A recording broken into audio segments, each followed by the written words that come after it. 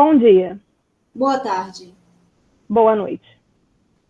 3 de dezembro de 2020. Um ano atípico, uma pandemia inesperada que nos tirou do eixo. Mais de 6 milhões de casos confirmados, mais de 160 mil mortes pela Covid-19. Fernanda, mas eu acho que, mesmo com todos esses números, eu acho que vai passar. Afinal, acho que a gente não deveria agir como maricas frente a essa gripezinha, você não acha? Tem toda a razão, Jennifer. Vamos mudar de assunto. Pensando melhor, não vamos não.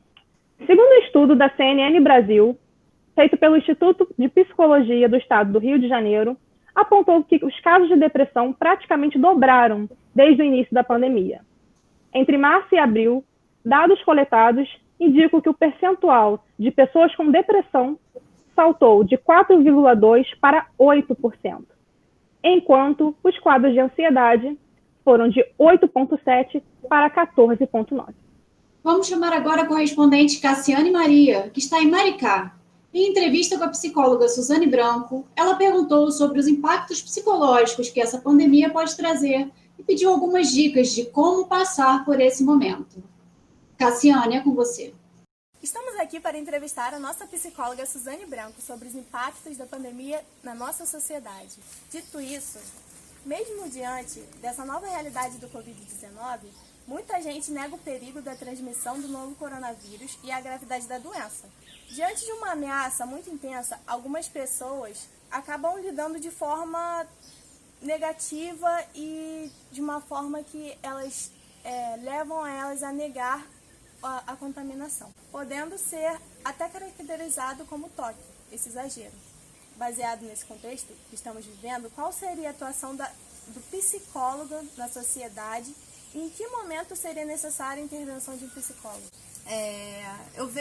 Estou vendo bastante psicólogo nas redes sociais, né, fazendo projetos para poder dar atendimento em valores sociais, porque muitas pessoas, né, não têm condição de pagar uma terapia. Principalmente nesse momento, as pessoas estão voltando-se mais a olhar para a saúde mental também, porque realmente não estão aguentando um período muito longo dentro de casa. É ruim para qualquer pessoa. O ser humano é um ser social. Esses projetos clínicos, né, psicólogos que se juntam para poder atender as pessoas que não têm condição, né, eu acho isso essencial, principalmente nesse momento de pandemia. Eu penso que, principalmente nesse momento, nós devemos nos unir e devemos levar para tentar, pelo menos, né? Porque todas as pessoas, infelizmente, não vão ter acesso, mas para a maioria das pessoas, a gente tentar levar a saúde mental, a educação emocional. Seria possível as pessoas desenvolverem algum toque ou algum outro transtorno? Ou, na realidade, seria um agravamento na predisposição da pessoa? Assim, pelo que eu vejo na minha atuação clínica, né, eu já estou vendo praticamente uma pandemia de ansiedade e de depressão. Em relação ao toque, o toque ele tem uma predisposição genética, né, mas também ela é desenvolvida pelo meio. Né? Então, assim, pessoas desenvolvem toque pela junção do meio com a genética, pode desenvolver também só pelo meio ou só pela genética. Então, assim, não tem como afirmar terapia fundamental nesse período para todo mundo. Né? E quais seriam os tratamentos que as pessoas poderiam utilizar nesse momento, assim? Teria algum mais indicado que você possa... Que os psicólogos podem usar para poder ajudar? Depende da demanda, né, de cada paciente, né? Mas eu costumo trabalhar muito em cima do equilíbrio de vida. E a pandemia, ela tirou isso da gente, né? Por quê? Nós precisamos trabalhar, né? E a pandemia mexeu com o trabalho de muita gente teve que trabalhar em casa, né? Sem contato, né? Ou muita gente perdeu o emprego, entendeu? As pessoas precisam de ter relacionamentos, amizades, e a pandemia também mexeu nessa área, né? As pessoas necessitam ter fé, religiosidade, e a pandemia fechou muitas igrejas. As pessoas precisam ter lazer. e a pandemia afetou esse lazer, né? Então eu trabalho muito nesse sentido para a pessoa se readaptar, porque o ser humano ele pode se readaptar. Então a gente está sofrendo aí um luto da liberdade, né, muito grande, e a gente precisa se adaptar a isso. Como qualquer outro luto, a gente consegue se adaptar, né? É importante frisar que o ser humano consegue, por mais que essa pandemia dure mais um tempo, o ser humano consegue passar por isso, mas é claro, é muito importante o auxílio psicológico nesse momento. Como psicóloga, qual a dica que você poderia dar para as pessoas que estão em sofrimento por conta dessa pandemia, para ajudar a superar esse momento? Você buscar ter o máximo de equilíbrio, o equilíbrio no sentido de distribuir o seu tempo entre outras atividades, né? Por exemplo, um exercício físico, que ele é muito bom na liberação de hormônios e deixa a gente feliz, né? Deixa a gente com disposição, né? Fora a saúde, né? Que é muito bom. Investir na alimentação, beber bastante água, isso tudo é básico, né? Mas que a gente tem que falar, porque muita gente não faz, esquece, porque tá, né, na correria do dia a dia. Mas investir nesse equilíbrio de vida, eu acho assim fundamental para você conseguir ter uma estabilidade emocional, né? Fazer essa questão de equilibrar a nossa vida o máximo possível, porque no momento de pandemia é difícil, mas é preciso se reinventar. Índices de suicídios muito grandes, né? Se você for pesquisar, você vai ver que o suicídio só aumenta, principalmente agora, na época de pandemia. Então é muito importante a gente investir nesse equilíbrio na nossa vida, para a gente ter uma boa base, para a gente poder passar por isso. Então esse é o meu conselho. Muito boa essa mensagem, Suzane. Muito obrigada pela entrevista. Muito Nada. obrigada pela sua colaboração. E nós estamos encerrando por aqui a nossa entrevista. Obrigada. Muito obrigada a você que também está aí nos acompanhando. Eu acho que eu tenho que marcar psicólogo urgente. E você verá após o intervalo como os médicos estão lidando com esse momento. Em entrevista exclusiva para a Psiconews, a médica Rafaela fala sobre suas experiências na linha de frente de combate à pandemia. E ainda, um bate-papo exclusivo com os alunos de psicologia sobre as expectativas no mercado de trabalho. Não saiam daí.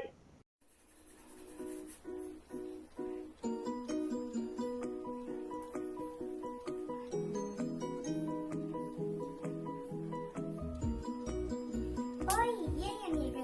Vem aqui pra casa, vamos fazer um xadrez. E na sua casa? Não. Meus pais não estão em casa. Mas deveriam.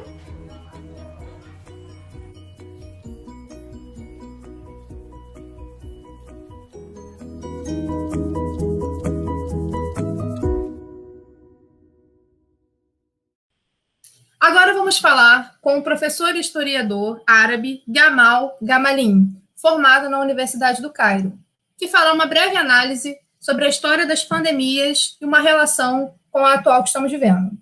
Gamal, você me escuta bem? Escuto, já. Pode falar.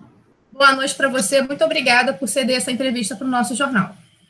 Bom, professor, eu gostaria de iniciar fazendo uma pergunta para a gente poder desenvolver o tema ao longo da entrevista. Existem registros históricos sobre outras pandemias do passado? O senhor poderia iniciar falando a respeito disso? Com certeza, Jennifer. Inclusive, um grande historiador da antiguidade chamado Tucídides, ele registrou uma dessas pragas na antiguidade, na cidade de Atenas, no século V, durante a Guerra do Peloponeso, entre Atenas e Esparta, e é um relato bem realista sobre a doença, que dizimou um quarto da população ateniense na época, e ele, como sobrevivente, inclusive, da doença, é uma fonte primária importantíssima, uma fonte histórica que mostra para a gente que as doenças e essas condições, esses enfrentamentos humanos de adversidades naturais, incluindo as doenças, sempre ocorreram. E, né, como observamos na atualidade, volta a ocorrer nesses ciclos históricos que, de tempos em tempos, acometem a civilização.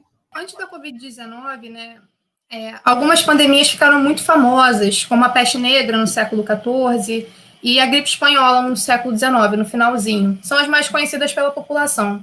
O senhor poderia falar um pouco sobre esses dois momentos históricos e apontar alguma diferença ou alguma semelhança com o momento que estamos vivendo? A gripe espanhola chegou no Brasil e vitimou muita gente aí também no Brasil. Ao longo de alguns anos, não foi uma doença enfrentada como existe a perspectiva próxima do Covid, de uma vacina que possa mitigar esses danos causados pela doença. E, em relação à peste bubônica, é importante a gente lembrar também que, durante o Império Romano, já havia surtos de peste bubônica entre os séculos 6 e 7, e esses ciclos de peste retornaram mais tarde, durante o século XIV, na Europa, em função exatamente de aspectos parecidos com o que nós podemos encontrar hoje em dia. O que nós podemos traçar de paralelo entre as situações antigas e a nossa situação atual é exatamente a partir do ponto em que, na medida em que mantemos contato, em que as sociedades se tornam mais abertas, em que existem fluxos de pessoas de forma mais constante, inevitavelmente, doenças novas irão aparecer, num contexto totalmente diferente, onde as conexões são muito mais próximas. Talvez seja somente um primeiro capítulo de algo que nós temos que enfrentar no futuro.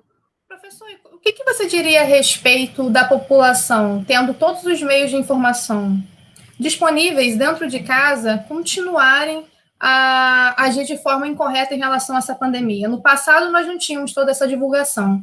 E hoje em dia temos, e ainda assim agimos da mesma forma. O que você poderia dizer a respeito disso? O ser humano é um reflexo do seu tempo, um reflexo de sua cultura, mas em sua base psicológica, ele, em seus sentimentos mais primitivos, ele é o mesmo. O ser humano, ele é basicamente o mesmo ao longo da história no que se trata dos seus instintos mais básicos, de suas necessidades mais primordiais. Tucídides, ele diz assim, que os primeiros casos apareceram na Etiópia e acima do Egito. E dali, do Egito, desceu para a Líbia e para outros países do antigo Império Persa, caindo repentinamente sobre Atenas. Primeiro atacou a população do Pireu, que era o porto ateniense, que ficava próximo à cidade. E, por fim, e não menos importante, ele narra a atitude das pessoas em função desses acontecimentos. A peste matou 1/4 da população ateniense. E como Tucídides continua a narrar, ele diz que os lugares sagrados também, em que se alojavam aqueles que padeciam da doença, estavam repletos de cadáveres das pessoas que ali morreram, pois, à medida em que o desastre ultrapassava todos os limites, os homens, sem saber o que aconteceria com eles, tornaram-se totalmente descuidados de tudo, seja sagrado ou profano. Então, você vê, Jennifer, como o ser humano, diante a falta de perspectiva de melhoras e vendo a desgraça em seu entorno, ele tende a reagir de uma forma muito imediatista, pouco preocupada. É compreensível o negacionismo, é compreensível que certas pessoas não se protejam, quando, na verdade, ao meu ver, todas essas atitudes são, na verdade, uma forma de esconder o medo que sentimos daquilo que não conhecemos e da maneira como nós tendemos a responder às incertezas do futuro. Realmente muito interessante, professor. Agora, para a gente encerrar a nossa entrevista, eu gostaria de fazer só mais uma pergunta. O senhor sendo historiador, sabemos que o historiador tem uma visão voltada para o passado, mas você conseguiria projetar alguma análise sobre essa situação que estamos vivendo hoje? O que isso vai deixar marcado aí para a história? Haverá, com certeza, reflexos inevitáveis para o futuro, pelo menos, ao menos no sentido de que temos consciência de que tais situações são reais, elas podem acontecer. Experimentamos isso uma vez, espero sinceramente que não venhamos a experimentar no futuro, porém, invariavelmente, futuras gerações passarão por essas crises novamente, tais como guerra, crises políticas. O bom é que devemos olhar para o passado, compreender como essas circunstâncias demandam união e bom senso e seguir em frente através das lições que podemos tirar do atual momento também. Então, foi realmente muito esclarecedor. E fica aqui o nosso muito obrigado pela disponibilidade do senhor em dar essa entrevista para o nosso jornal. Boa noite para você, bom dia aí para você. Próximo bloco, logo depois do intervalo.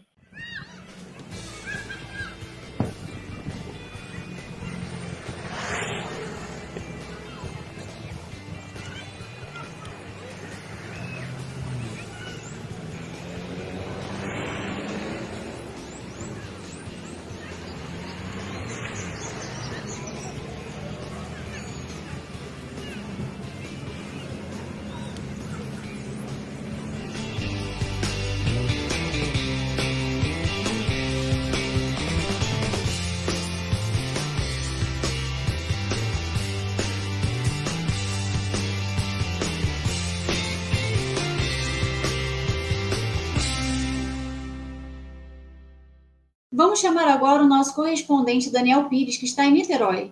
Ele entrevistou a médica Rafaela Gasoli sobre as experiências vividas na linha de frente da pandemia. Vamos ver. Boa noite, Fernanda e Jennifer. Psycho News dessa noite traz entrevista exclusiva com a doutora Rafaela Gasoli. Ela é médica e plantonista do Hospital Pedro Ernesto, no Rio. Boa noite, Rafaela. Boa noite, Daniel. Rafaela, você poderia dar mais detalhes sobre a sua experiência médica, sua formação profissional? Eu sou médica desde 2012, me formei pela Universidade Gama Filho, fiz minha especialização em cirurgia geral, fiz a minha segunda especialização em urologia no Hospital Pedro Ernesto e agora eu estou concluindo a minha terceira especialização, que é transplante renal. Então, eu comecei logo no início da pandemia, da plantão aqui, em março, finalzinho de março, e estou até hoje dando plantão no Covid, não peguei ainda, então ainda estou invicta, graças a Deus, continue assim. Então, o início da sua atividade como plantonista foi exatamente marcado pelo começo dos pelo preparativos. Finalzinho de março. Finalzinho de março. 20 e pouquinhos.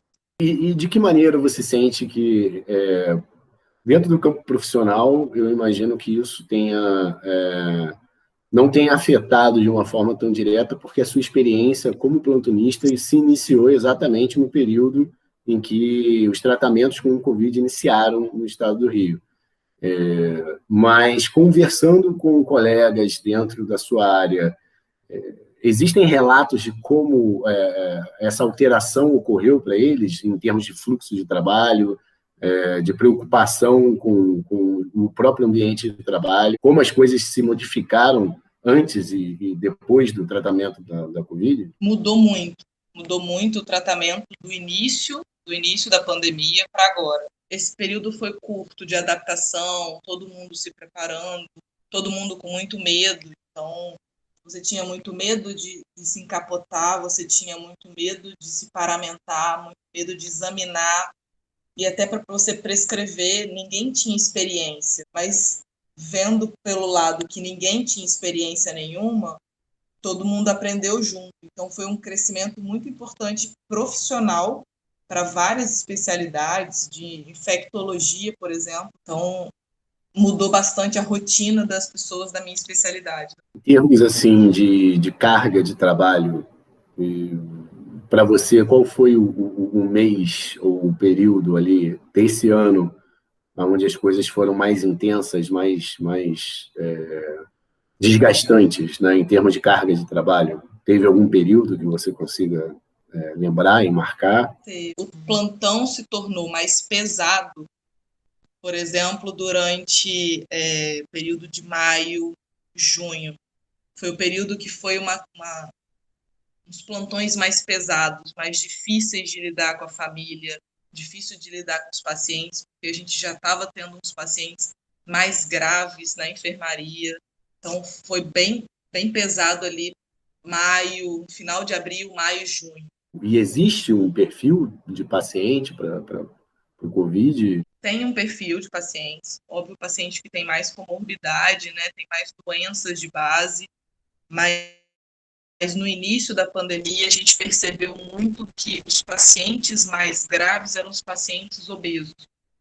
Então, a obesidade, você via que era a comorbidade mais importante nesses pacientes, é o que gerava mais complicação. Você via pacientes jovens, graves da doença, mas a maioria era obeso.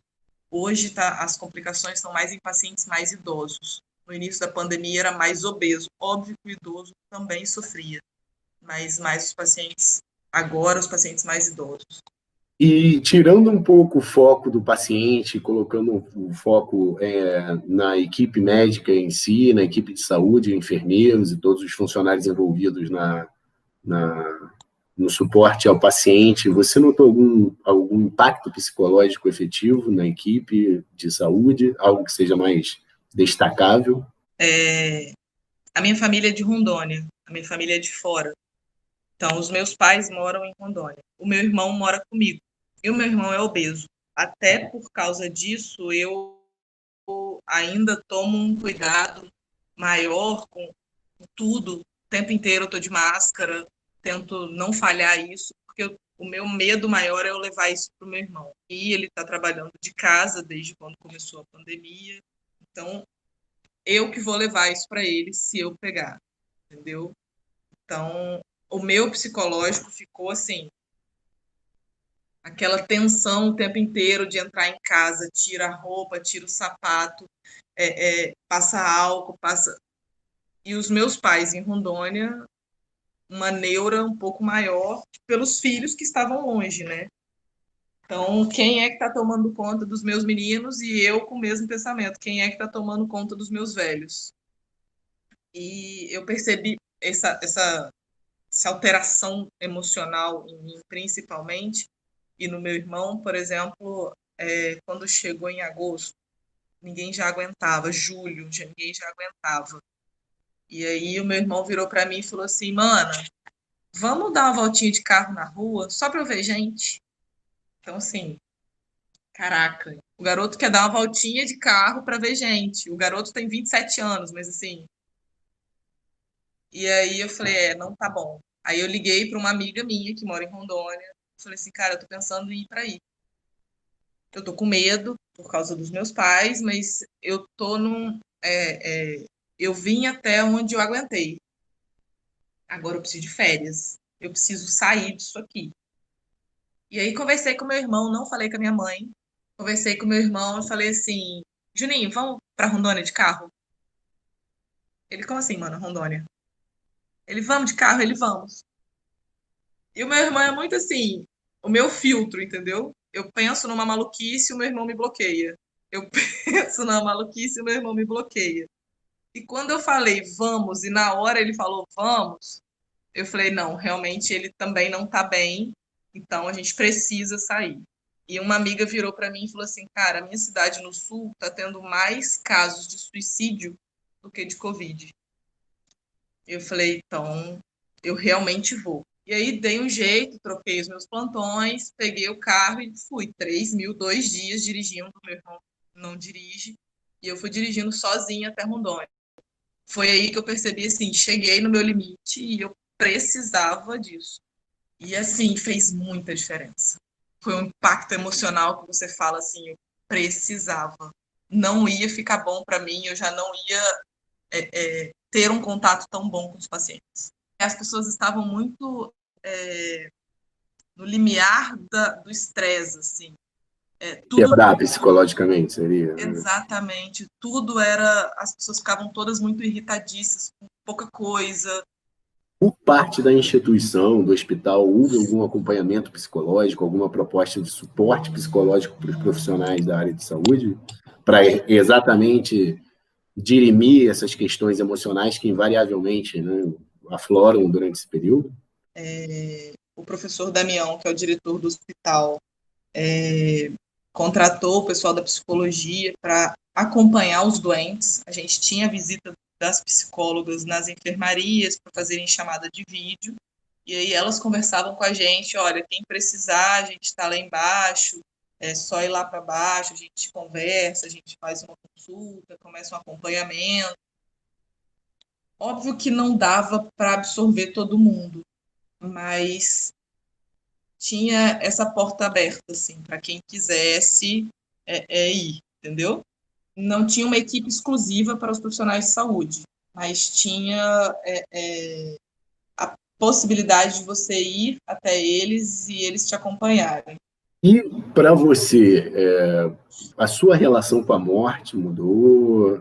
Esse volume, obviamente, elevado de óbitos, que é lamentavelmente um fato, né? Em virtude dessa nova circunstância, algo mudou? Ou dentro do que você se acostuma ao longo do curso, essa percepção se manteve ou não?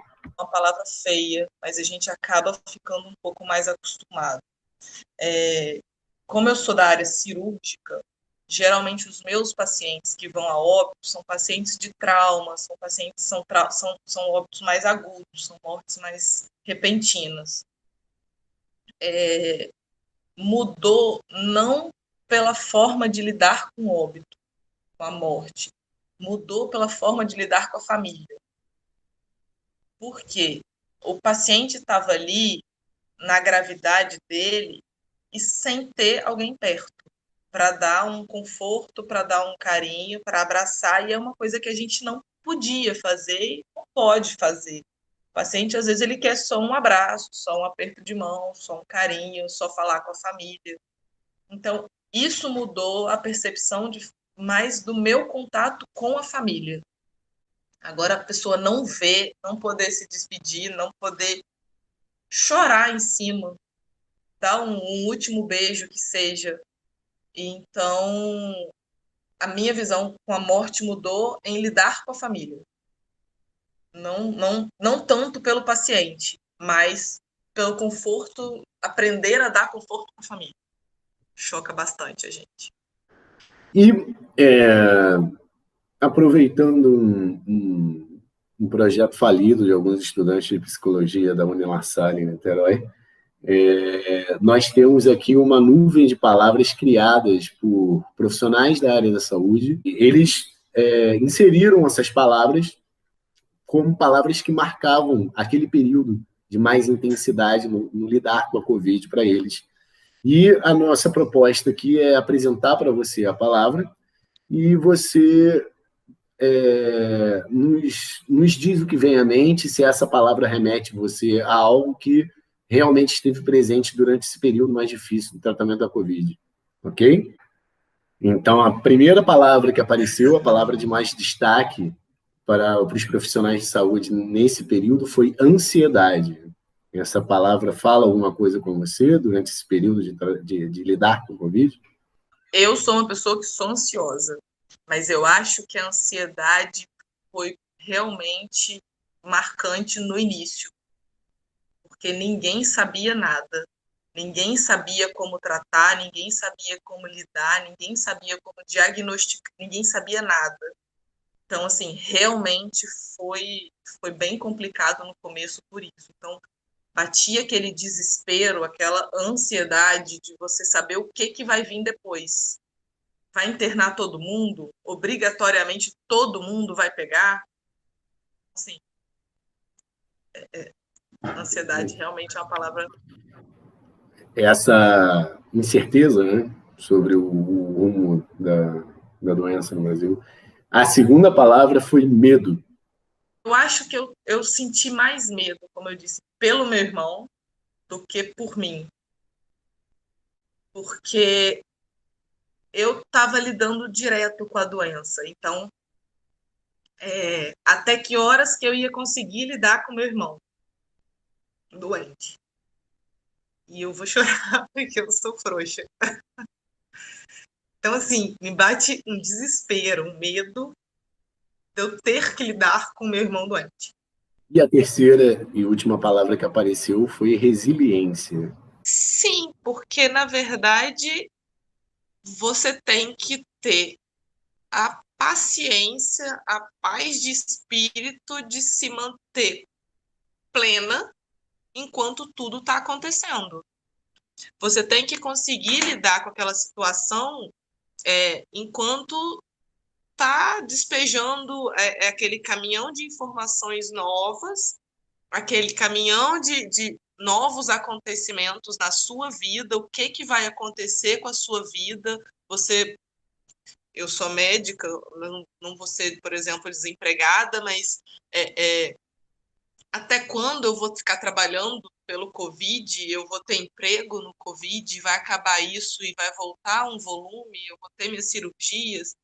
Então, você tem que se controlar para se manter na tranquilidade para conseguir chegar lá. Então, e lidar com essas pessoas, todas as pessoas ao seu redor. Obrigado, Rafaela. Tem alguma mensagem que você queira deixar nos nossos finalmente aqui? Então, só se cuida. Não vou falar para ficar em casa, porque isso cada um tem, sabe onde dói, sabe onde pesa mais. Então, se cuida, porque voltou, ou na verdade nem foi. Não sei te falar se está voltando, se na verdade não foi. Então, só se cuida, e se você não tem amor próprio, tenha pela sua família, porque é você que vai levar para sua família. Doutora Rafaela, antes de qualquer coisa, muito obrigado de coração por todo o trabalho que você tem feito, todos os profissionais da área da saúde, incluímos psicólogos também nesse campo, né, entendendo a importância e a necessidade de todos, mas, sobretudo, daqueles que estão se expondo familiares, expondo, né, entes queridos, em pró do outro, de tratar aqueles infectados. Realmente, Fernanda, é um momento muito difícil. Fica aqui o nosso agradecimento a todos os profissionais de saúde pela atuação e pela força que estão tendo nesse momento. Muito obrigada. Vamos agora para um bate-papo com os alunos de Psicologia da Unila Salle Niterói, para saber das expectativas do mercado de trabalho. Pessoal bonito aqui com a gente. Vocês me escutam bem? Pessoal? Não? Tivemos alguns probleminhas técnicos, algum problema com áudio. Bom, vamos direto à previsão do tempo com Fernanda Sardenberg. Jennifer, a previsão do tempo é que o tempo não para. Já dizia Cazuza. Nosso telejornal está chegando ao fim e encerramos com uma mensagem de esperança. Boa tarde, turma. Boa tarde, professores. Boa tarde, outros possíveis telespectadores. Para quem não me conhece, meu nome é Gabriel, sou aluno da primeira turma de Psicologia da Unila Salle. E eu queria falar aqui um pouco sobre, um certo pequeno milagre que a Covid me trouxe. Minha filha tinha acabado de nascer, tinha 6 meses quando começou a pandemia. E minha filha nasceu, ficou 60 dias na UTI neonatal quando nasceu. A gente descobriu que minha filha tem uma questão sindrômica, que envolve um atraso global de aprendizado. E por causa disso ela precisa de uma série de terapias e cuidados especiais. E, não fosse a pandemia, de certa forma, não teria conseguido acompanhar a evolução da minha filha. Eu trabalho, infelizmente, não posso sair do meu trabalho. O trabalho que eu faço no órgão público não me dá muitas possibilidades. E, assim, a pandemia possibilitou que eu ficasse de home office. Possibilitou que eu acompanhasse as fisioterapias da minha filha, a fonoaudiologia da minha filha e a terapia ocupacional dela. E a gente vem aqui, eu e minha esposa, agora cuidando dela por causa uma pequena operação, uma grande operação que ela passou de reconstrução de quadril. Então, assim, dentro de todas as possibilidades que a Covid trouxe para a vida das pessoas, eu queria ressaltar para as pessoas que existem coisas boas que podem ter vindo disso. Ela ajudou a melhorar os nossos laços familiares também. ela me ajudou a participar de toda essa rotina da minha filha e experimentar o que é ser um pai, coisa que a maioria das pessoas nessa sociedade individualista, nessa sociedade egoísta, não conseguem. E eu lembro muito sempre do mito de Sísifo, tão usado por Albert Camus, que fala que Sísifo, condenado a empurrar uma pedra montanha acima todo dia, ele poderia pensar que a vida dele não valia a pena mais. Mas a gente aprende a aproveitar os momentos que a vida nos dá. A gente tem que aproveitar a rotina que nos dá e a realidade que vivemos. E, enfim, a Covid, de uma certa forma, foi o que me possibilitou aproveitar essa minha rotina da melhor forma possível. Aproveitar essa gatinha que eu tenho aqui comigo. Poder participar da rotina dela, do aprendizado dela, das lutas dela e ver as conquistas dela. Então, assim, queria deixar aqui uma pequena mensagem para vocês de que não importa o que aconteça nas nossas vidas, nós somos capazes de superar, nós fomos feitos para isso. Como a gente bem estudou esse semestre, nós fomos nos adaptando e fomos nos desenvolvendo justamente para conseguir enfrentar os desafios que a vida ia nos trazendo. E a vida moderna não é fácil, a sociedade moderna não é fácil, e isso nos pegou totalmente despreparados, mas a vida na quarentena, a esperança na quarentena, a futuro a partir disso, e as mudanças possíveis que isso traga para nós como sociedade, como família, como pai. Então, queria deixar essa mensagem para vocês e força na peruca aí, gente. Realmente, Fernanda, não podemos perder a esperança nunca. Muito obrigada por assistirem até aqui. Boa noite. Boa noite e obrigada pela audiência.